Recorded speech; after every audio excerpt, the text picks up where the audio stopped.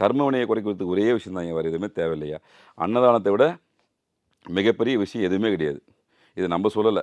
எல்லா சித்தர்களும், முனிவர்களும் சொன்ன ஒரே விஷயம் இதுதான். கர்மாவை குறைக்கக்கூடிய ஒரே வழி தானம் மட்டும்தான். அது அன்னதானம். நீங்க இப்படி சொல்றீங்க. நான் ஒருத்தருக்கு சும்மா வெளிய கேள்விப்பட்டத சொல்றேன். இப்ப அன்னதானம் நம்ம பண்றோம்னா, அவங்களுக்கு ஒரு கர்மால தான் அந்த கஷ்டப்படுறாங்க. அந்த வினை நமக்கு வந்து பாதிக்கும் அப்படின்னு ஒரு சிலர் சொல்லி உண்மதான். கேள்விப்பட்டிருக்கேன். ஹோட்டலுக்கு போனா சமையல எட்டி பார்க்கக்கூடாது. எட்டி பார்த்தா சாப்பிட முடியாது. ஒரு சில விஷயத்துக்கு ரிஷிமுனை நிலைமையில பார்க்கக்கூடாது. உங்களுக்கான பணி எதுவோ அதுதான் பண்ணணும். என்கூட நண்பர்கள் நெறைய பேர் கேட்பாங்க. ஏம்பா அவன் காசு நீ இப்போ அவனுக்கு ரூ. 10 குடுத்து அனுப்பிச்சிட்ட. அவன் போய் தண்ணி அடிக்க போறான். ஏன் காசு சுத்தணுன்னுவான். அவன் போய் தண்ணி அடிக்கிறான்ட்டு பார்க்கறது உன் வேலை கிடையாது. குடுக்கணும்னு மனசு வந்துச்சுல்ல. குடுத்துட்டல்ல. அதோட உன் கேரக்டர் முடிஞ்சு போச்சு. அவன் கர்மா வேற மாரி இருக்கும். அவன் கர்மாவ ஆய்வு பண்ண வேண்டிய வேலை உனக்கு கிடையாது. உன் கர்மாவ குறைக்கணும்னு நினச்சல்ல. உதவி பண்ண இல்லையா? அதோடு போயிடணும்.